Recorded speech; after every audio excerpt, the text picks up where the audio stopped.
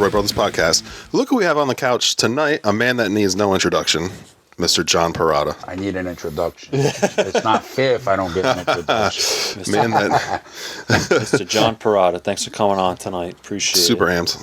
Yeah, I'm waiting for this. What are you doing Tuesday, brother? Whatever you want to do. Yeah. I'll see you next Tuesday. Want to do some jokes on Tuesday? I'll tell you, my goal, we got two of the Roy brothers in comedy. There's another Roy brother. My goal is to get him in it, too.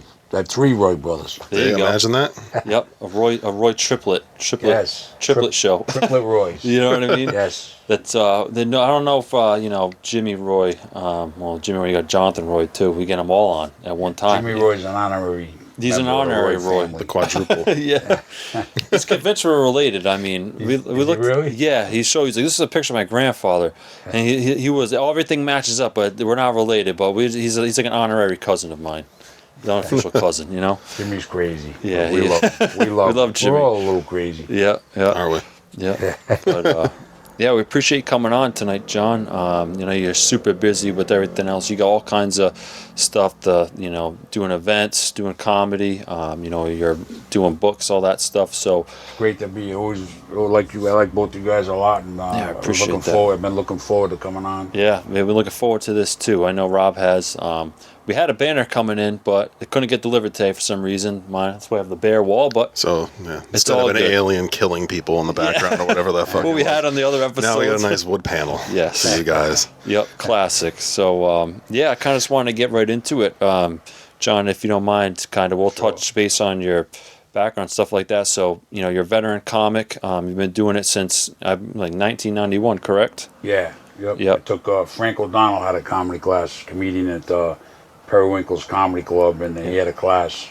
Mm-hmm. I wanted to do something, and I had taken a real estate course, and then I signed up for the comedy class, and I'm in the middle of both of them. Yeah. And I wound up dropping out of the real estate course, which I would have probably made big money if I got into real estate instead. I got into comedy, made no money, but I enjoy it more. So yeah, right. You're broke, but you have a good time. Yeah. So imagine what a life would have been if you decided to go with the real estate. You make a lot of money in real estate if things are good. I imagine you can make it pretty good. Whereas when you start in comedy, it takes a while till you start getting decent paid gigs. It doesn't happen. Right. Some people it happens pretty quick. Some I remember the first time a guy Brian Davey handed me $24. I was like $25. I was like, holy cow! I'm starting to get paid for this. I thought it was cool. Yeah. I never expected to get money from comedy. Yeah. I'll tell you what, you get that first paid gig and you feel like, you're on top of the world. You know what I mean? It's like, wow. It's cool. You're technically a professional comic at that point. Right. So I always make the joke when we did the comedy graduation show. Yeah. Yeah, we got to cut the ticket sales. I was like, I'm a professional comic now. Yeah. Professional comic. That's right. Got paid to host the mic. I was like, holy shit, this is awesome.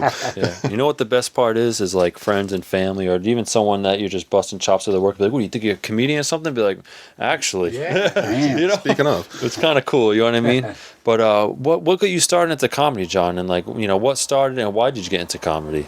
Everybody, when I was growing up, I was crazy. And then when I went in the Navy, I went to school to become an operations specialist, radar operator. And I remember we had like a yearbook where the guys in the class, it was like a couple of month class, and we all signed this book. And one of the guys, he said, you should get into comedy or funny. And I always thought I had that thought in my head. And then I was in rehab in '83 at a place, Edge Hill, Newport. They had a talent night. Yeah. So I said, I'm going to try comedy. I never did it. And I wrote some stuff about being in a rehab, and I got a bunch of laughs. I did really well. I wish I had it on tape. Here I am at a rehab in '83. Yeah. And then it went from there. I had it in my head, and then I went to Periwinkle's Comedy Club in '83. I got up and did really well, and then I bombed horribly twice. I was at this, just said, forget it, I can't do this. And I walked away fast. I didn't know it was the comedy boom in the '80s all over New England, all over the country. It was like, really? It was like, I heard there were people waiting around buildings in line. The new guys like you guys would be getting money to host, $100, $150. It was it was big. Wow. And I didn't know. Nobody said, hey, John, come to this open mic. So I just walked away. And then when I came back in '91, I found out I shouldn't have left. Yeah. I shouldn't have left because you don't know what might have happened. Not saying you would have made it big, but that was the time to really be in the comedy, was the '80s. That was when it was big. It was, you could have a shot at really making it. You know what I mean? Yeah. Do you think there was a reason why it was so big in that time? Like why it was so big compared to like maybe now? Or I That's a don't good know, question. I think people started watching it on TV. They had like this show when I remember Evening at the Improv. I think they had MTV half-hour comedy show. Yeah. There was different. Bobby Collins, this comedian I worked with years later, he was on Stand Up Spotlight, I think it was called, on VH1. Yeah. So I think they had a lot of. People wanted to see comedy in the 80s. Yeah. It was, Lenny Clark blew up in Boston and all those big legends in Boston. Everything was just blowing up all over the place. I think Boston was a hotbed in the country, one of the hotbeds. It was really getting big there. And I just think that was the time to get in, and I got out. So I didn't. Nobody said to me, John, come to this open. I wish they did. I wish somebody kind of. That's why when I came back and I started doing open mic shows, I started saying, part of what I want to do is help newer comedians not to walk away. Maybe they'll be the next Bill Burr or the next Dane Cole. Who knows? Because I work with some of these guys, and you never knew they were going to get big. So that's why I always tried to. If I put more into my own career and less into helping people, but maybe I might have got somewhere. I think I've done all right, New England wise, but that's okay because I like helping comics. I really, that's a big part of what I do. I really enjoy it. Yeah. And I like to see guys develop. Like I like to see, like you got this room you guys are doing is it a record? Yeah, Doomed Records in Warwick. Me and Tyler Leland are producing it, and me and Rob are going to do it as the Roy Brothers duo. So you never know where you're going to end up. See, that's the kind of stuff when I see that from when you guys came for the class, and now here you are. You guys are doing a show like that. I mean, I love seeing that. That's what makes it all worth it to me. You know. Yeah. What I mean? Yeah, it's more about spreading the positivity and just watching people getting their start. You know what I mean? Yeah, definitely. That's awesome. I was gonna say, I was gonna touch upon that too because I was gonna say you've told me and Rob before that you've always wanted to help other comics. No one's ever been there to actually tell you when you back in the day. Like no one said, hey, check out this place or that.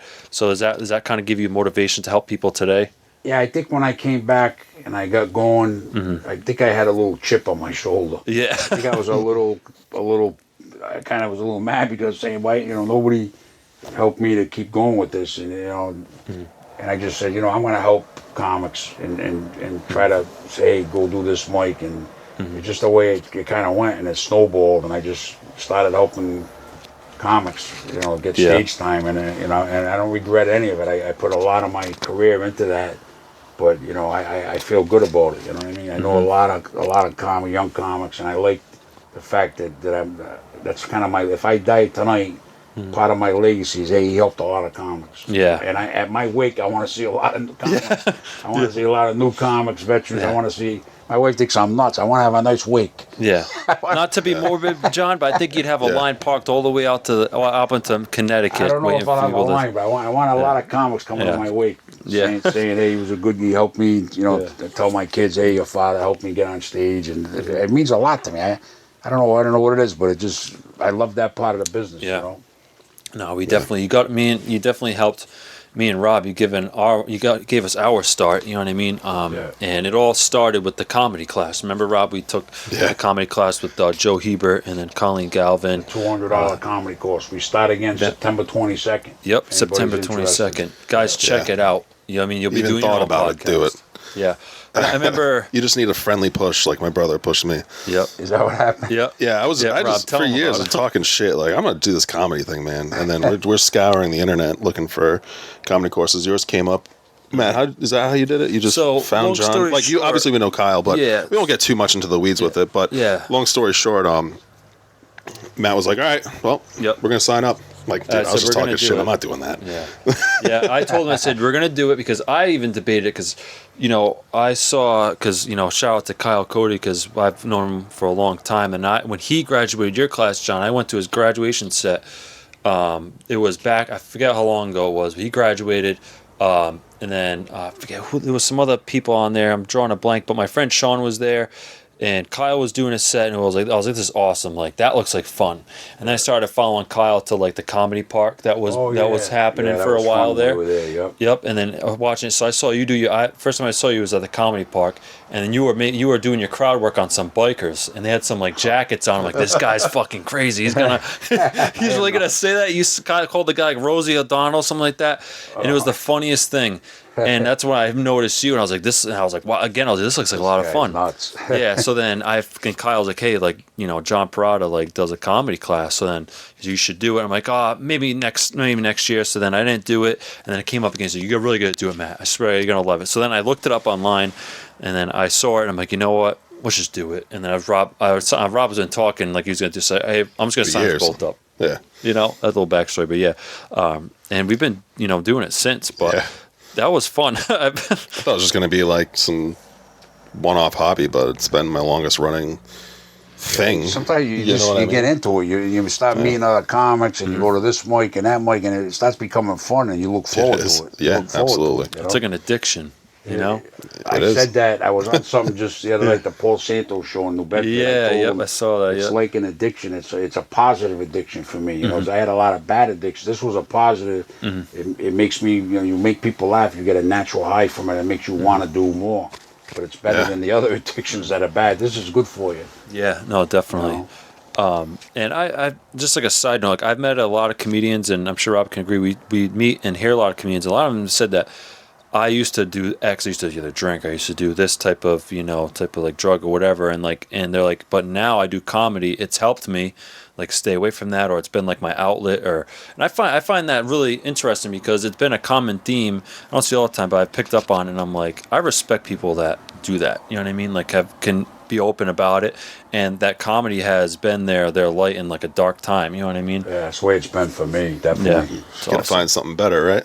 Yeah. You gotta find something better than that. And comedy is just that's what it does. Well, I mean, at first when I got into comedy, I was drinking pretty bad and doing coke and gambling, and I was out on a boat, and I was a night owl, and I got in a lot of trouble for quite a while. So it took me a while when all the addictions I had finally simmered down, and I straightened myself out. I had the comedy left when the dust cleared, and I was like glad I had it. Yeah, it was like an old friend, and I had it, and I just stuck with it and put more into it than before because now I was straightened out. And I could put more into it and help more people and do better. You know what I mean? Yeah, no, definitely. And I think what me and Rob try to do, like I've said it before on the podcast, like.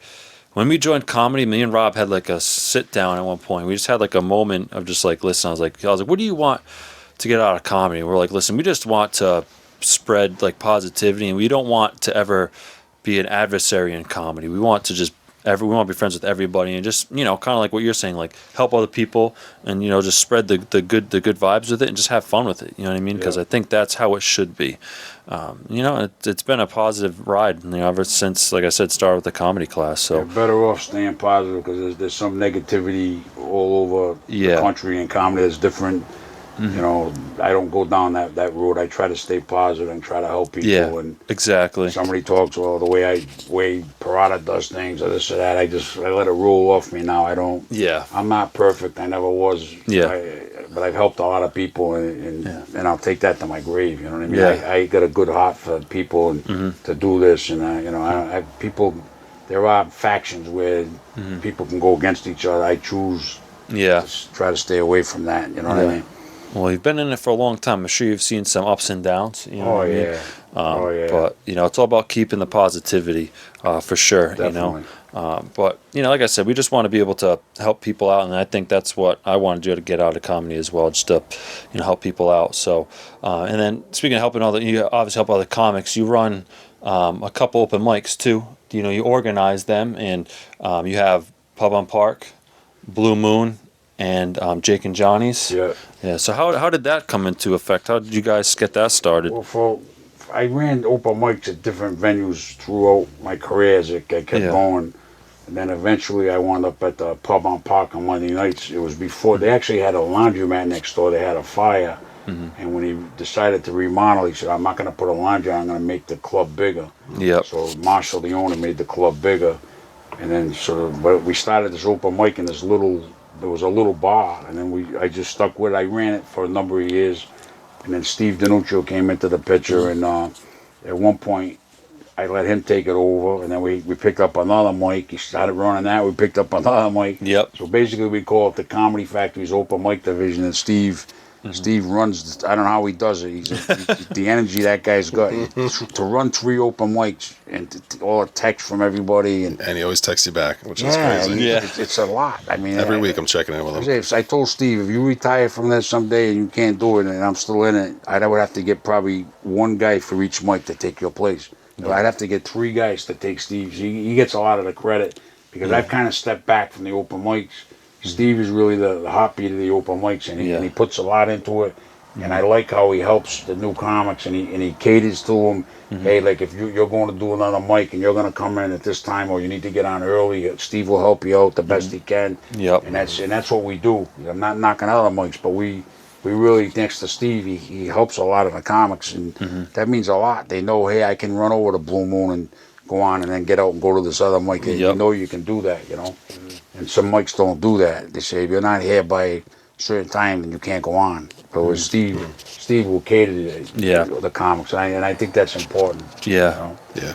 I definitely think there's a good open line of communication in that, I know people that will do 3 mics, on Mondays there's several mics, you know what I mean? You could do the 2 in Providence, and you can go over to Pub on Park at the end, you know what I mean? So if you're still doing that, you could probably, hey Steve, I even said, hey Steve, I'm doing this, can you put me down on the list? And he will, you know what I mean? Instead of putting me, if God forbid, if I want to be up a little bit higher, I'm sure he would accommodate me, you know what I mean? And I think he does a good thing. Steve, yeah, I've seen him giving pointers to people. He's giving me pointers. I think he's giving Rob some pointers as well. One night I walk into the bar, him and Steve are shooting the shit for a while, you know what I mean? Yeah. Go over there, so Steve he does a great job, and we wouldn't have 3 open mics going if it wasn't for him. I mean, like I said, I would have to get probably 3 people. I'd have to get you to run Monday, run Wednesday, and somebody run Thursday, because to run 3 open mics in 1 week, the work it takes is it's like crazy. The work involved, Yep. And he's still looking in all that PA shit with it by himself too. I always make a joke. I was like, oh, no one's helping him. I don't know how he does it. I don't know how he does it, man. I ran 1 mic a week, and it was like, it was a lot. Well, they run late too, you know what I mean? So God forbid if you're working the next day too, it is a lot, He's got a lot of energy. Yeah. He's doing the Steve's Comic Express in the morning and doing the mics at night. He's crazy. Yeah. But I definitely think it's cool. I think I remember one time at Jake and Johnny's. I think, Rob, you like that one, right? Jake and Johnny's is a good one. Yeah, absolutely. I'll be there this week. Yeah, we're going there Thursday. I actually texted Steve today for me and Rob to go down to Jake and Johnny's. I like that one because it feels like a nightlife type vibe. You know what I mean? And then there's always a crowd there, even if it's just a couple people sitting up front having a drink. It's like I've always had laughs there, so I kind of I like that one a lot, But it was cool because didn't Matt Rife show up there at one point? Yeah, Matt Rife. Steve texted me. I was actually on the way home from a gig I did for Brian Vincent. He says, stop by. Matt Rife is here. So I stopped by and I shook his hand, got to meet him. That was pretty cool. Yeah. And he did a set. I watched him do a set. He's funny guy. Yeah, that's awesome. I bet people, was it busy that night? Do you remember? It was pretty busy. Yeah. Pretty busy. Jake and Johnny's is, that's a weird, this friend of mine said, hey, my ex-brother-in-law's got this bar on Federal Hill, this pizza place, he wants to do comedy. Yep. So, I'll check everything. I went there, and when I saw the room, my gut feeling was it's too small, it only holds 40. Mm-hmm. This is never going to work for an open mic. It's just not big enough. But I always will try. Let's try a month. If you like it, we like it, we can keep it going. So we tried it for the month, and I got up on stage probably every week, and I was we had a little audience, and we had a decent amount of comics show up, and I was like, I like this place. Yeah. You have a slice of pizza, you do a mic. It's one of the best parts about it. Yeah, it was great. Yeah, I said, this is really good. Yeah. So after a month, we decided, he agreed, we'll keep it going, and that's the guy's busiest, Jacob, the owner, it's his busiest night of the week. Yeah. He does really well. He gets 30 comics come in, and they're eating, and they're drinking, and they're spending money, and he's happy, and I think it's a great. I used to go more. I haven't been lately, but I gotta stop in there. But it's been a great mic for us. Yeah, it's awesome. I think it's one of a popular mic. They're all people go to all of them, but that's starting to much more popular mic than I thought it would be. Yeah. Do you find that you have a sweet spot with the 3, or were you guys looking to expand? Do you think, or have you ever thought of expanding? Three is It's a sweet because spot. you got Monday, Wednesday, Thursday. Yeah. We tried a couple of mics on a Tuesday and it didn't seem to work out. Okay. We didn't get people and the comics didn't really come on. I don't know what it is, but the Monday, Wednesday, and Thursday have worked good. Nice. So Okay. we're kind of sticking with that. Not saying if another opportunity comes up, who knows? But right now we got the 3. Yeah, I think it's working well for you guys too. Yeah. I think so. Yeah. Any time you can give comedians stage time, it's like you build a mic, they will come. Like I've seen it. Yeah. You know what I mean? No Like shit. was it Devin and Jenna that run the Wait and See mic? They just made one, and people were flocking to it. You know what I mean? I just think it's great that there's more open mics popping up too, because it gives people opportunity. You know what I mean? Yeah. But me personally, Blue Moon started at Touch Lounge. We were at Touch Lounge first, and that plays a little special place in my heart because that was the first open mic I ever did. I liked it at Touch Lounge. Yeah. Same The here. owner was cool. I liked it over there, but we just couldn't get much of an audience. But I liked the place a lot. Yeah. I like Blue Moon. It's stay in my house, so I stop in there on most local. Wednesdays. I go there. Yep.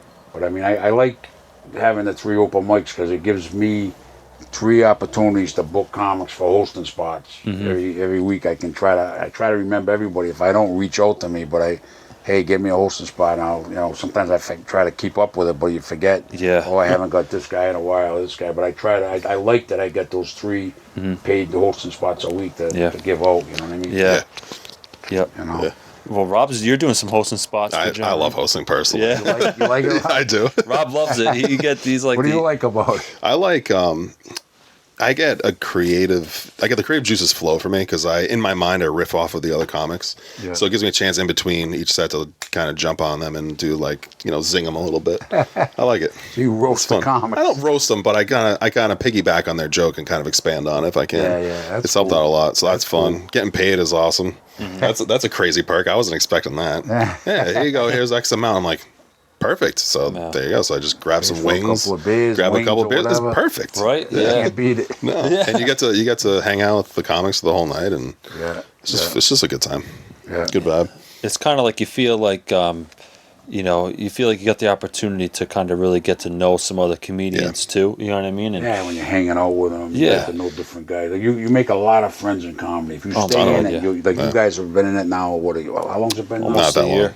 For a year, but you make a lot of friends. It's coming up quick. September will be a year because that's when we took the. We graduated. I think it was November. I consider the kickoff to be the graduation show, not the class. Well, so say graduation. That's November. September. It was October then because we took in September. I think. Holy crap! It's October, right, John? I don't remember. Yeah, you guys are close to a year. Yeah, we're getting there. That went by quick. But it goes quick, and me and Rob, it's like I just know so many people, me and Rob, and it's cool because you walk in, people are like, oh, it's the Roy brothers, you know what I mean? Or I go to a mic sometimes if Rob's busy, I say, where's the other Roy brother? You know what I mean? It's so cool, you know what I mean? It's like they say that about you too. Yeah. I'm like, I just never thought I would do it and be like, me personally, I kind of struggle to fit in certain places in my life. So like, I feel like comedy's like finally, I feel like I'm somewhere I can fit in. Yeah, and like in a way, I'm like the same way I fit in. I didn't fit in places. I agree with you there. I can relate to that. Yeah, it's been a good welcoming community, and like I said, the touch base on like Blue Moon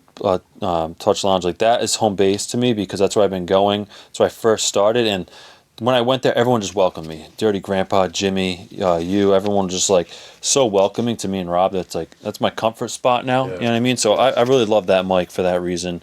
But every open mic I've been to has been great, and I tried to support every mic that I can. Try to touch here and there. You know what I mean? So, but on top of the mic, so you also do shows. So it's the John Perrotta's Comedy Factory, or AKA the Comedy Factory RI. That so you run that. You've done some pretty big shows. I think it was cool that you had Frank Santarelli from the Sopranos. We book Frank a few times a year. He's very funny. Yeah, he's very funny. He was the bartender on the Sopranos. Yeah, he's just a funny, nice guy and very, very funny. Yeah. That's the thing. We're going to all the comedy shows through the years. I met Frank Santarelli. I met Johnny Pease. I met a lot of these comedians at the mics or at shows that was involved with them. That's how you get you get to know these different comics over the years. The longer you do it, the more comics you do. You're in a show, maybe Frank Santarelli's in that show, or this guy's, or this girl's in that show. You meet, you branch, you just keep branching out. And then you never know, somebody's got a show. Hey, let me get Rob or let me get Matt. So the more shows you do, the more you meet as time goes on, and I think it's a cool thing. Yeah, it's like you're networking in a way too. You know what I mean? And people kind of remember you. You know, but like I thought it was cool because you know you've booked Frank Santarelli. You had like Boston comedy legend Steve Sweeney on some of your shows too. Yeah. He's phenomenal. He's really that guy. Santarelli's funny. Steve Sweeney. He's just really something. Yeah. He's funny. Does a lot of voices and impersonations, and I found him to be very funny. Yeah. And me and Rob did the cello show. We went as the Roy Brothers. That was show. That was really awesome. You know, I remember it was funny because the Prince of Mystery, you know, that you book a lot. He's hilarious, and he did a set, and he called over my coworker, this kid, to come on stage and put him in a straitjacket. And I remember me and my family was laughing our asses off. You know what I mean? That was a good time, and that was the first time me and Rob took the stage together. That was really cool. But that was a good lineup as well. And it was cool. It was like in the afternoon, you know, like an afternoon dinner show, and it's just it's very versatile how you can do like that. You could do a show at night. You know what I mean? So I never thought the afternoon shows. My friend Karen Sabetta, she said, "Let's try an afternoon show at cellos," you know. And I said, hey, "That's not gonna go." Yeah. we had a good turnout. We've been there a few years now, and then we've done a few at Lemongrass. So it's usually an older audience, but there is definitely a market out there for afternoon shows. The older people, but that's what. I mean, I'm 67 now, so a lot of our shows we do get older crowds, and we get some young, but a lot of them they're older people, you know. Yeah. Well, it's always been a good turnout. You know, we've always been a good crowd, which is cool. I just think it was cool that you book a bunch of shows. So if you guys, the Comedy Factory, RI, John Perrotta's Comedy Factory, you guys can check out that page. There's all kinds of shows that he books. You're always promoting John. I try to mix in the veterans, and I mix in give the new guys opportunities to be in a show. Maybe they otherwise wouldn't be working with a Frank Santarelli or somebody. So I try to give really cool. Everybody I can as much opportunity as I can, so you'll have a chance to. I like that. Kind of mingle. Yeah, you kind of mingle with the other comedians. You know. Yeah. I thought it was kind of cool. A comedian that me and Rob really like, Bill Burr. You worked with him in the past, right? There was that story how you booked him. When I started, I was doing open mics, and he started around the same time as me. And I thought he was funny, and then I said, I was doing shows at this place called, if you have Wright's Farm, it was called Old McDonald's Chicken Farm. It was like an all-you-can-eat chicken dinner place. So I came up, I'm sure somebody else came up before, but I came up with the idea, all-you-can-eat, all-you-can-laugh, dinner comedy show. And then we did it for at Old McDonald's in Swansea for about a year and a half. And then I asked Bill Burr if he would want to host a show, and then for $25, and he hosted the show. I remember he had bushy red hair. It was funny. Yeah. And then he disappeared.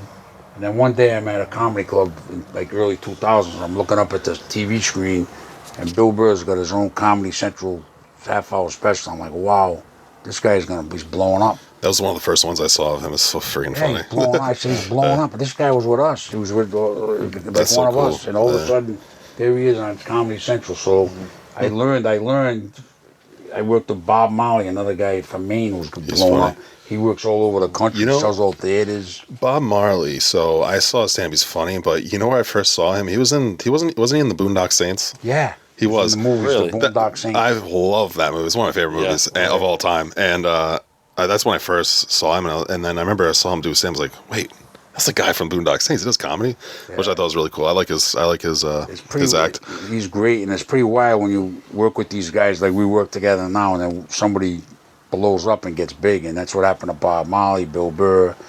I worked with Dane Cook. He was just starting to blow up, and guys like that. You never know. So I learned you never know. Somebody thinks, oh, this guy isn't funny, but you never know who's gonna be the next guy. I've seen it. So people, you never know. Yeah. That's why you stick with it. Biggest advice I give the comedians, and even to myself, is don't give up. Stick with it, because if you give up, opportunities are not going to come your way. Yeah. If you stick with it, you might get an opportunity someday. I'm going to work with this guy or do this show, and you never know what can happen. I've had some of the nice things that happened in my 34 years. Yep.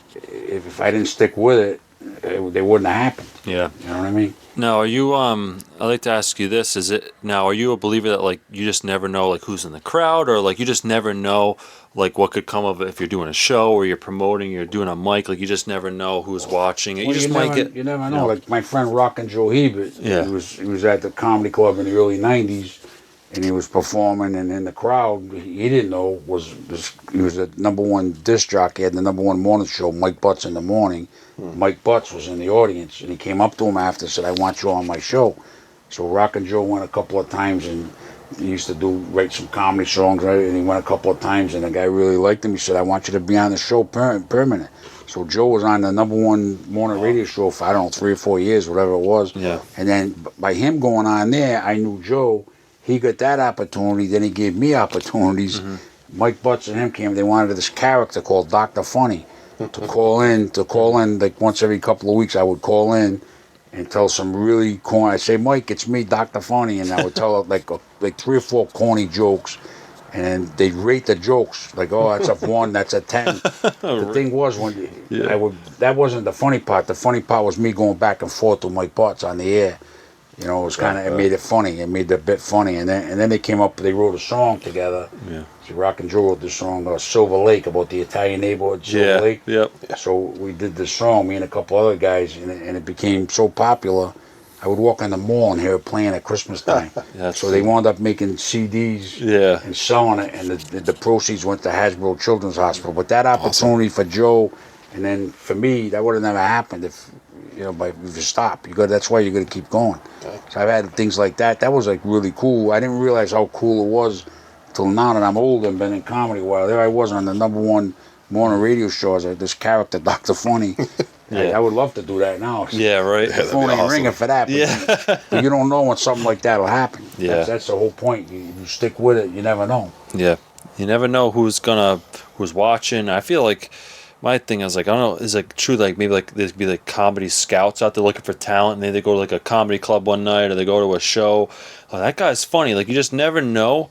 Someone might just find that bit funny and just be like, let me give this guy a chance. You know what I mean? One time I did a party, and there was the director, Michael Correnti, was in the audience. It was a birthday party in Pawtucket, and somebody told me, you were picking on a guy that was Michael Corenti. Then I'm thinking to myself, geez, I would love to, if he ever would think I was good for a role in a movie, but that didn't happen. But you just never know. It was cool. Like I've done shows, other people in film and whatever, they've been in the audience, so you just don't know. You take shots. Yeah, You hope you have a good set and somebody sees something, they want to use you for something. Exactly. I mean, I've heard it, even since I've been doing comedy, I've heard of people getting opportunities because the set was really good. You know what I mean? And I'm like, that's really cool. And just like, you just never know what's going to happen. But me personally, it's like, that'd be great. If I could make comedy, like if something ever happened and I took off, great. But at the same time, it's like, it's more I'm doing it for fun, just kind of see what happens. Yeah. You know what I mean? You kind of do it. Do it for fun, and then if you get like,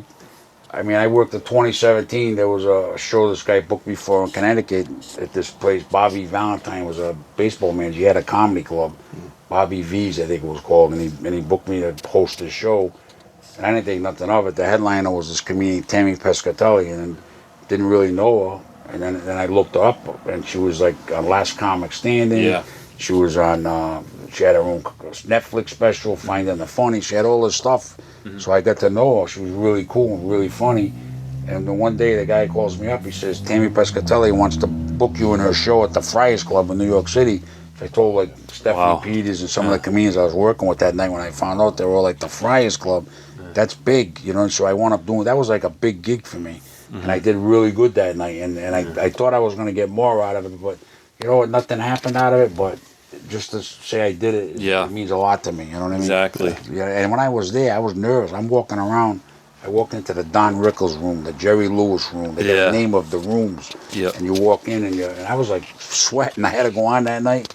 I was like, been doing it a long time. Yeah, that can't fix you getting nervous going on stage. I was nervous. I tell you, I was nervous.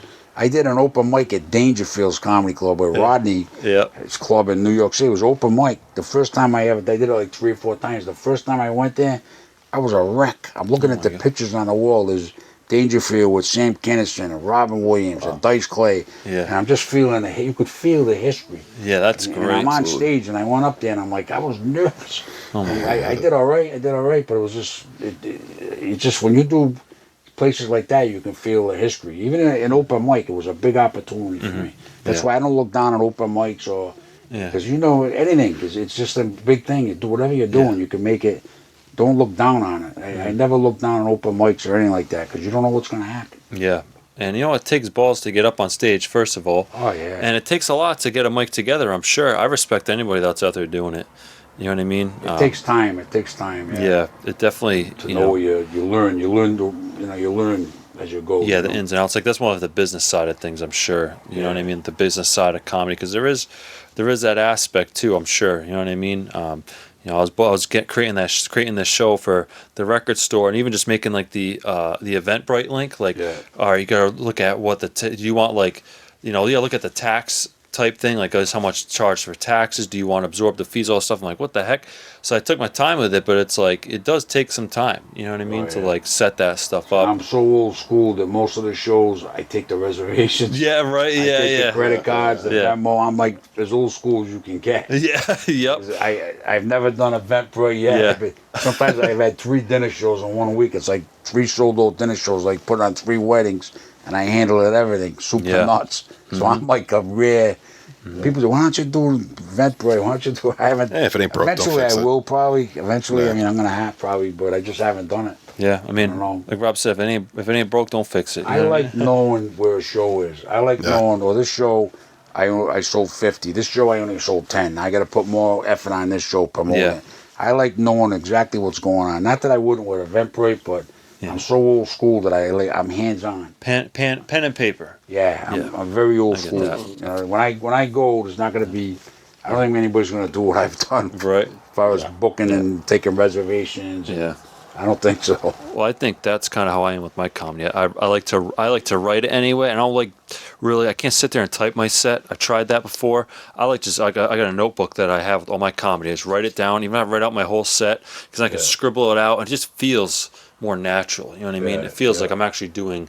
I'm working towards it. I mean, every now and then I'll talk into my phone or write a quick note to get it on paper, because you probably agree that you're just driving, that's funny, let me write that down, you know what I mean? Yeah. Me and Rob do that, so it's kind of cool. But definitely when you think of something, that you definitely write it down. Yeah. I think that's what I do a lot of times. I'll write something down if I get an idea, Yeah. Yep. And then I just want to touch on one other thing too.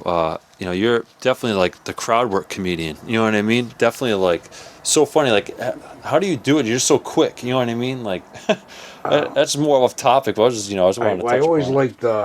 I used to watch when I was a kid. Don Rickles would be on the Ed Sullivan Show, and he was the ultimate buster, and see him on Carson. He was just. And then I met him. I met him at the Warwick Musical Theater. I went up to the fence. And he, if you guys ever been there, he came out of the trailer, and there's Don Rickles come over, and we talked for 5 minutes or whatever. He wound up. I gave him some stuff on me. I took a shot. He sent me an autograph picture. It's like he was so cool, and I liked the way he worked the crowd. But it took me. I did a little crowd work, and I noticed when I did it in the '90s, I did a lot of bachelor parties. They didn't want strippers. They would get a comedian if the girl's father and the brothers were there, they didn't want to, so they'd get a comedian, maybe take the guy out later. So I would do a lot of bachelor parties, and I would tell a couple of jokes. They had nothing. They didn't want to hear it. Then when I stopped busting Uncle Bill, now I figured out I get more laughs with my crowd work, but how am I going to switch the crowd work? Yeah. So for me, that's just the way it went, and it just took time. As time went on, I started getting a little more crowd work until I built up where I got fast now at it, and I can mix the crowd work and the jokes while I'm telling I'm on a crowd work for a minute, I'll go to a couple of jokes. Yeah. That's only filler for me. I'm just trying to fill the clock. Yeah. And then I go back to the crowd and I come up with something else. My mind, when you're up there, your mind is over. You know how it is. Your mind is, you'll be telling one joke, but in your mind you're thinking, what am I going to do next? How about this guy over here? It's crazy how that works. Yeah, your mind is like a computer. Yeah. It's crazy. Yeah. I'm sure some people in the crowd, you're like, oh, that's an easy target. You know what I mean? Like that, you could like, oh, look at the hair or something like that. You could like come up with a joke for that, but you really got to be quick with it. Yeah. You know what I mean? It's really a skill. I try to be quick because if somebody doesn't like they don't want to be involved, and I can get that sense. I get away from them. I just stay. And then when somebody's a good sport and they really like it, then I'll keep going back to that guy or girl, Mm-hmm. So you feel it. You can feel it when you're up there. You feel it out. The guy wants you to bust him or not, Yeah. So if he doesn't, you just stop. Yep. Yeah. Yeah, they're still busting Uncle Bill's balls from that bachelor party, I bet. Yeah, right. That's so funny. Remember when he said that? Well, what happened to me, I've told the story many times, but I was at a bachelor party at the it was a yacht club, Edgewood Yacht Club in Cranston, and there was a bunch of bikers, and I was doing my thing, busting everybody, and all of a sudden, this huge biker, he was like bigger than you guys. That's how tall he was. Tall, and he was huge. He come over, and I got the mic in my hand. He picked me up. He had me in the air. He walks over to the window at the Edgewood Yacht Club. I thought he was going to throw me in the water, and I'm thinking to myself, I can't swim. I'm going to die at a bachelor party. Who the hell dies doing a bachelor party? I mean, I've heard of comics dying, but not. This is literally, I'm going to die, because I'm going to go in that water. This guy, they ain't going to come rescue. They ain't going to think he can't swim. They're going to be laughing. I'm drowning. So then he put me down, thank God. Everybody was laughing. And then years later, I did a New Year's Eve show at the Kelly Gazzaro Post in Cranston. And I'm looking, I said, are you the guy that had me picked up at the Bachelor? It was him. Years later, I called him up and I told the story. Everybody was laughing. That's so I thought I was going to die. I really swear to God. People said, like, I worked at a prison for 36 years, correctional officer. People say to me, that must have been tough. I said, I've had more close calls in comedy, getting my ass kicked and dying than I did at the prison. I mean, I had different things happen at the prison. There was tense moments, and I got assaulted once. But I mean, I had a lot more in comedy. Yeah. You know what I mean? I had a guy get rid of my face one time. I mean, I've had some close calls. Wow, that's scary.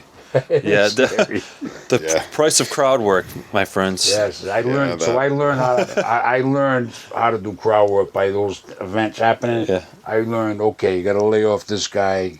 This guy's cool. You learn pretty fast when you're up there. Yeah. You learn. You know what I mean? Yeah. So if you guys, take point, you know what I mean. You could definitely, I would say, ease into it, and then, just be aware that it comes with a risk. Not everyone's gonna like it, but at the same time, you're at a comedy show, so well, you don't want to be prepared. Offensive. You want to make them laugh, but you don't want to offend. Yeah, you don't want it to be seen mean spirited. I feel like you kind of want it to be like, you can tell when it's just in fun. Yeah. So like, you're not gonna look at you're not gonna make fun of someone's orientation or whatever. You know what I mean? Or like you want to be just like, I guess I would just say like simple things. Oh, look at this guy's shirt you're wearing. Look like so and so. You know what I mean? And like, I'm thinking of this one prop comic I used to book. Great guy. Yeah. I won't say his name. He's a great guy, but he used to do all wacky stuff. And one show he came out and he would shoot ping pong balls when he came out to the audience. He hit some old guy right in the eye. Boy. Oh shit! The guy's like, so now the place is like, oh my God, we're gonna get sued. And then another time I booked him. He used to shoot out the silly string, they call it. Yeah. He goes up to this lady. Her husband was a cop. He goes up to this girl. She's on her cell phone. Just ignore her, right? Go to see. He got mad because she was on her cell phone. He shot the entire thing of silly string all over her. Oh, no. The girl's covered in silly string, and I'm having a heart attack on the back. Like this is the end of this room, and this guy's a cop. He's going to kill us. Yeah. And luckily, the guy didn't do anything. Yeah. I thought he was going to kill the guy. So I've had shit that other comics, when you book stuff, things happen that other comics do when you're booking it. You're like, so they're all looking at you. Yeah. Like, I have nothing to do with this. Yeah, right. Like, I can't help that he did this. So, I mean, that's a good point, actually, now that I'm just thinking out loud. Who you book is a little bit of a reflection on you as a booker, right? So, it can be good or bad. So, is there some kind of screening process you do? I mean, obviously, there has to be, right? You see these guys perform before you get them up when there. I book a dinner show, I know, all right, I got to. You move them like chess pieces. You got to tone down. Like we do Bella Restaurant at Burr. The owner doesn't want any swearing, so I tell all the comics, you can't, don't say the F word. We just got to tone it down. And so you got to kind of know where you are and who you can book. Like there's some comics I can put certain place, they might be kind of dirty, but I couldn't put them in this place. So you got to kind of, you got to think before you put guys places, and you got to make sure they can tone it down, because sometimes you got to, you know what I mean? Yeah. You got to tone it down. That's a good point. Yeah, you're the ultimate manager. I'm trying. You see it as a team. Yeah, you're managing a team, and you got your roster, and you're putting guys in certain positions. Well, we were talking, funny story, Bob Marley from Maine. So I worked with him in the 90s. I used to book him. Now he's selling theaters all over the country, but I used to book Bob Marley, and this girl lived near me. She was a heavy woman, and she had this organization, like the heavy woman and the guys that like them. So she wants she wants to do a comedy show. She wants to do a comedy show. So all right, so I booked this guy George Ham from Maine and Bob Marley and me. So I host the show. I go up, I did all right, and then I bring the next guy up. She told me, whatever you do, no fat jokes. Yeah. So I told Bob Marley, I told her, no fat jokes. These are all heavy women. Bob Marley goes up and does 50 minutes of fat jokes. I swear to God. 50 minutes of fat jokes. I'm in the back having a stroke, right? I just started booking shows in a short time. Yeah. This guy's going to get us killed. We're not going to get paid. But the girl, I'm looking at her to book that she's dying laughing. Only a guy like that, a professional guy that went on to, he set the Ripley World's record of 40 hours in a row, stand-up jokes, you know. The guy's, he could get away with that. If I went up and did fat jokes, I would have got killed. he just blew, and I saw him years later. He was at the Comedy Connection, and I was sick. I was supposed to open for him, but I went there, and I went on he had a trailer out there, and I went on the trailer and talked to him for like 20, 30 minutes. I said, remember that story? And he was laughing about the story about... That's so funny. He was crazy, but he's a pro. Bob Marley, what a pro. Yeah, that's awesome. I mean, I think it comes down to, like, you got to kind of know who you're booking. Like, you don't want to, like, you want to probably see them a little bit, so you got to feel for it. You know what I mean? Cause, you want to know. You don't want to put somebody.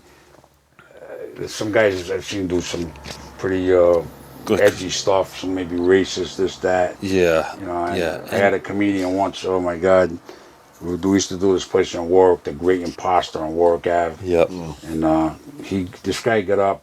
Rodney King had just happened. This is in the 90s when Rodney King was a black guy and the LA cops beat him. Yep. He gets up with a doll that was black and he starts beating it with a club or something. And there was a table of black people and they all got up and I thought it was going to be a riot right there. That is... Like, you got to use your head. Yeah, you're crazy. Yeah. That comedian passed away. I don't want to knock him, but it's crazy. Yeah, you could be out of your mind doing that kind of material. So when I booked that, I was just starting out. Would I book him in a dinner show? Never. Yeah. Never. Right? That guy never. He's out of his mind. Yeah. Imagine doing something like that. You'd be crazy. Yeah. It could be crazy. I think. I mean, that doesn't bode well even in 2025. No, you don't. You can't do that. Yeah. I told you to tell a joke, not to freaking start a riot. You know what I mean? Yeah, I never forgot that. And one of the comedians grabbed him and got him out of there. Yeah. Joke or brawl. Getting the old hook. He grabbed him and he walked him out. John, you've been doing comedy for a while. Is it true that they used to have like a thing where they pull you like the cane or whatever, so to speak? If your time is up, it would be like a little thing to pull you with a hook on it, like a shepherd's hook. Did you ever see that? Yeah, I've seen it. That's never happened. Yeah, like the old cartoons. I've gotten your time's up, but I never. I always try to stick to my time and be aware, and not go way over. You know what it is now. It's the strobe light, brother. Yeah. Don't get the strobe light. Do this. Yeah. Don't get flashed more than once. You know. But that's the like I said, kind of. The recap on that, it's like who you're booking is a reflection of you at the end of the day, because some people, if they're really offended, might be like, well, John Perrotta's Comedy Factory, I went to one of the shows, that guy upset me. So it doesn't always work out too good. You try for the best, but sometimes you can't hit a home run every time, and now and then somebody can say something to offend people in the audience. And like I do a bit sometimes about my ex-wife was epileptic and I have asthma. Yeah. And it's a funny bit. I do it here and there, and one time a guy came up to me, I did the bit. This is years ago. He come up to me, he goes, "You were funny." We said, "I'm offended." I said, "Why, sir?" He said, "My daughter's epileptic." I mean, I wasn't trying to, just a comedy bit, but he was upset that I did a joke about epilepsy. You're not gonna please everyone. There's always gonna be somebody that's gonna say, "Rob, you said this. Matt, you said this." They're gonna be offended. It's always gonna be that one person. That's the way it is. It's the way it is, and it's. Sorry, I guess. The way it is. You're at a comedy show, kind of going to expect it, but a little bit, But I mean, it's comedy. Yeah, it's a freaking joke. Yeah, that's the thing. Like, audience members should know. That's how I look at it. But I mean, I get it too. Don't look at it that way. You're not gonna keep everybody happy, I had a woman. I had someone tell me I did a joke, and they were like, "Ugh," and I was like. And then I was like, I wasn't offended. I mean, I was kind of like, oh, really? Like, they didn't like it, but they said, ooh. Like, they were, like, kind of, like, shocked by it. But, I mean, at the end of the day, I was just like, hey, you're not going to please everybody. You know what I mean? But, and then I was more of like, hey, maybe I shouldn't do that joke anymore. So I haven't really done that joke too much anymore. You know what I mean? And, so it is what it is. You're learning every day. you're always learning something in comedy for sure. And so I kind of wanted to also segue into another big topic of ours on the show. You wrote your first book, right? My first and probably only book. Yeah. Yeah. John, I was gonna say, man, all these stories, you should write a book or something. I know, right? Well, luck would have it, folks. Yep. Bring it up here. Yeah, John wrote his first book, How Comedy Saved My Life, so I'll show the screen. Throw it up on the screen. There you go, guys. Check that out. Give that a good second. I owe my son Dave Perrotta. He became a best-selling author, and he wrote 5 books. And then he started a company, published me. If you wanted to write a book, and I thought about it. I've had a crazy life. I've recovered from several addictions, and I thought if I write a book with all these stories, I said maybe it'll help someone, help people. And my son said, let's do it. And he interviewed me for a bunch of hours on Zoom because he lives in Mexico City. And then we put everything together, and I got a book. It's kind of crazy. Yeah. Kind of crazy. But people are reading it. People are telling me they like. I had one lady, one review. It was always in my head. Yeah. She said it was heartbreaking and hilarious at the same time. Yeah. And it is. It's funny and it's sad. There's sad to it about my father, things with my father, things that happened to me when I was young. There's good and happy and sad, It's a roller coaster. Yeah, it's a roller coaster. Yeah, you guys should definitely pick up the book. I just finished it yesterday. Appreciate it. I wanted to keep it fresh in my mind before the interview, even though I've had it for a while. Yeah. And you're gonna get a lot of crazy stories. A little more than what he told tonight, a lot more. Yeah. And you get to see John's life, but you also kind of get a little snippet of your wife's life as well. Yeah. Yeah. So not only did I laugh, I was appalled. I laughed. And, I got kind of misty-eyed when... Yeah, same. No, I'm not kidding. I was kind of tearing up. I listened to the audiobook, too, when I read it as well. And Cool. And near the end. So it's a roller coaster of emotions, that's for sure. Yeah. It wasn't. I'll tell you, it wasn't an easy book to write. And when it came out, I was really nervous. What are people going to think? Are they going to look down on me because I had a drug problem? Things I did, my first 2 marriages, I wasn't the greatest husband. Did a lot of bad things. You know what I mean? But I can't beat myself up over it. I just told my story with the hopes I'll help other people that are in the throes of addiction, and that's all I can do. You know what I mean? I can't change my life, but I wanted to put it out there. This is what happened. Yeah. And you can come back from whatever you're facing. You know what I mean? Yeah. Well, I think it was like the ultimate comeback at the end. And when I read that, I got a little misty-eyed too. Like Rob said, reading the story about your wife, and then, but it all really started when I won't give it all away. But you start from childhood and then up to the ultimate redemption. Yeah, and when I say appalled, I don't mean what you did. What happened? More so, what happened to you. Yeah. Yeah. There's some shockers in there. Yeah, Rob. I remember Rob sure. texted me a part of the book, and I was like, "Oh my god!" And I'm like, and I knew exactly what he was talking about, and it's definitely, but it had good moments too. You know what I mean? But it was definitely some I say good moments, and it was positive stories. There was some sad stories too, but like you said, you were battling addiction. You were making a rise through comedy at the same time. And I find it incredible that you able to balance comedy after everything you've been going through. You know what I mean?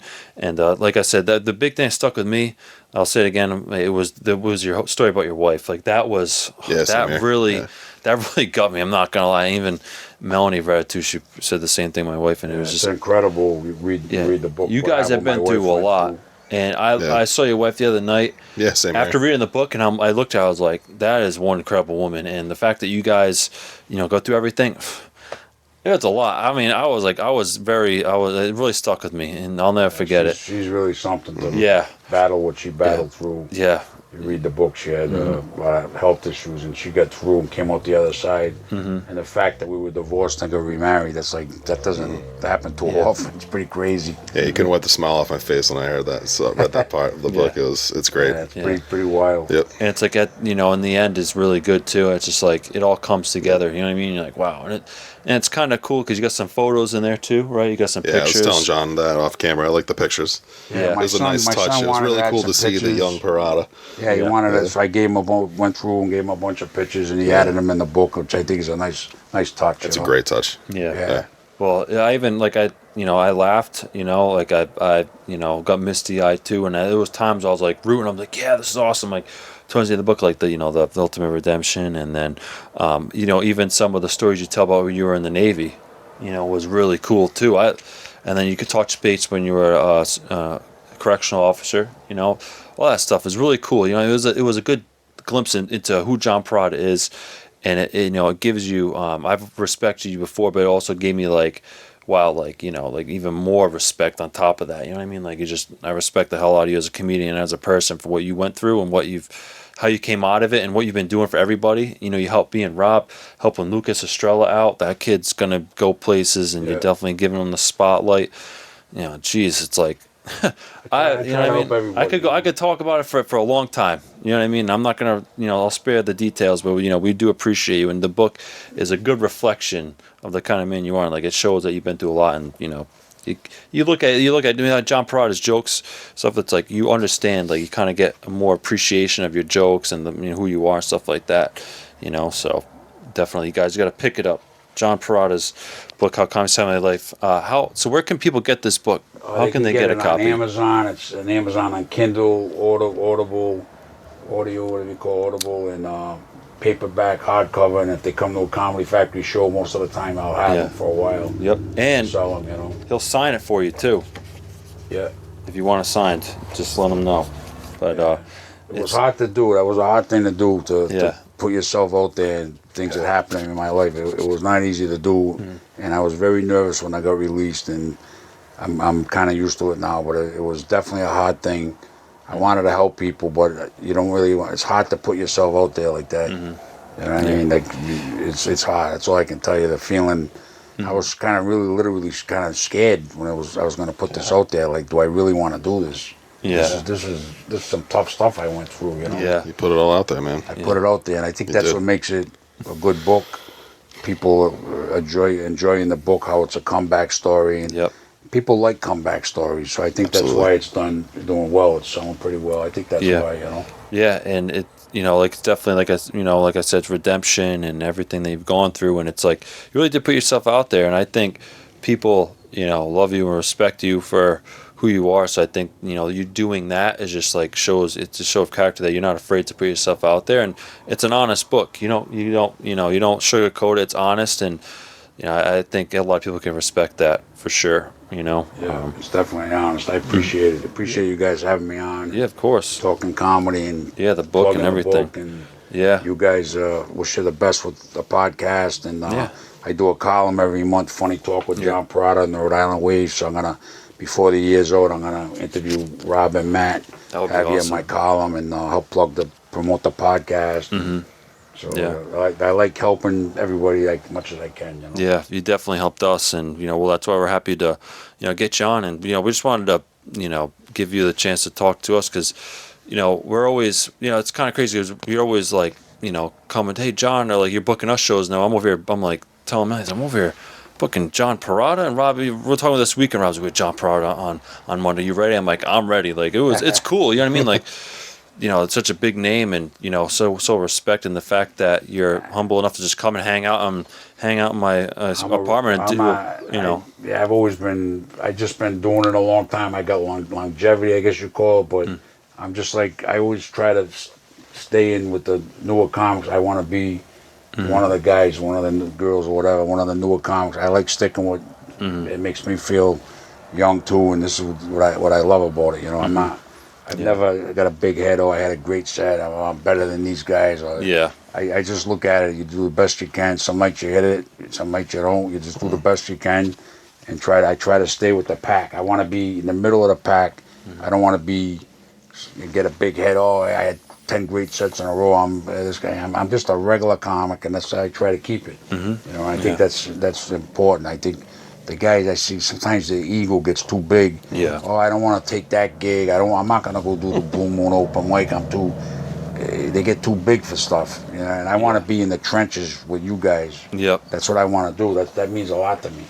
I don't need to be I want to be in the trenches. I really do. It's kind of crazy, but that's what I like. I like helping guys out. because you could just be like, hey, you know what? You run the mics, you know what I mean? You come out to the open mics, you know what I mean? To see you there at Blue Moon, I'm like, you got all this other stuff going on. You could just stay home and say, hey, you guys take care of it. You want to be there and you always say hi to us, you mingle with other comics. Like, I really respect that. You know what I mean? It's kind of like the boss that runs a business that just, all right, he's upstairs the whole time. Like, you come down and you talk to everybody. Yeah, you know what I mean? That's what I want to do. That's awesome, and that goes a long way, and definitely shows. Yeah. And I wanted to just kind of mention or bring up one last thing before we get out of here. Do you have like a memorable moment that just sticks with you that you got? Because that's something I like to ask the comics. Is there a memorable moment for you? And then is there anybody that you want to like give a shout out to? Any like plugs, like hey, like a thank you or a shout out or anything that you got coming up that you want to share? A memorable moment, probably the most memorable moment. Mm-hmm. Geez, I had a couple. It's hard to. Yeah. One of the biggest nights was when I opened with Bill Burr and I walked out and there was 2,000 people and then they all left and then another 2,000 came in, 2 shows in one night. Wow. That was a rush. That was probably the most memorable night of my career. And then when I got sick and Bill and Bethany Simons threw me a party last year. Yeah. And a lot of the comedians showed up. That was a memorable thing for me too. We talked to Bill Burr for about half hour. Mm-hmm. We went in a room and Bill, I asked him, could we talk to you? And he said, yeah. And we talked to him for half hour. He was shooting the shit with us and all the comics were around. We had him on speaker. That was a big night in my life. That was a big night of my life, Yeah. So I've had some different things that have happened, Now, when you did the 2,000 people, all the people, 2,000 people, like you're a crowd work comedian, so were you able to even do crowd work at that time? The first 5 rows were lit up, and I only had to do 12 minutes. So I did jokes, a little crowd work, I kind of mixed it up. I only had to do 12 minutes. Yeah, there you go. So it was easy to, and then I opened for Tammy Pescatelli in the Wesley at the United Theater, just back here in March. She asked me to open for it. That was a big thrill. Yeah. There was a couple hundred people, but it was a big thrill, So any opportunity, I don't take them for granted. I appreciate everything that comes my way is cool. That's how I look at it. It's awesome. Yeah. Awesome. Yeah, definitely. I think that's a great memorable moment for sure. Yeah. And there's any like shout outs you want to give, or any plugs, anything like that, shows, anyone you want to thank, whatever? Anybody wants to see one of our Comedy Factory shows, they can go to comedyfactoryri.com. Mike Cronin did our website, did a great job. Yeah. You scroll down and you see all the flyers of all our shows coming up. We have a comedy class starting September 22nd. If anybody is interested in comedy, they can go on our website. It's got all the info. Call me up. My number's on there. And we just try to keep it going, keep things going with the shows. And hopefully go as long as I can. I'm 67. I don't want to stop. Yeah. God willing, my health holds out until I either die or my health goes. I'm gonna stick with this. I hope I'm 80 still doing it. Yeah. I hope I'm still doing it 13 years from now. I love it. I love hanging with you guys, hanging with the comedians. This is like a big part of my life. I mean, I love my family too, but I consider comedy part of my family. Yeah. I've got some great friends I've made, and I wanna stick with it as long as I can. Yeah. I really enjoy it. Definitely. I agree with all of that, and I appreciate it. It's kind of like, we got a comedy family too, and you're part of my comedy family, you know what I mean? You, Jimmy, all those guys, you know what I mean? We got a nice crew, a nice group of comics, young comics, and some veterans, and we got a good thing going, I think, I think so. Yeah, it's awesome, and Danuccio's got a big part in that, running the open mics Steve's for great. us. What he does helps all of us. Helps all of us. A lot of respect to Steve Danuccio too. I'd like to hear him on here sometime. You got to get Steve on. He said he'll come on, so we'll book him. A lot of that. I'm booking for August right now. I got 1 or 2 more dates left open. I got a bunch of comedians on my mind that I want to get on, so I'm just trying to.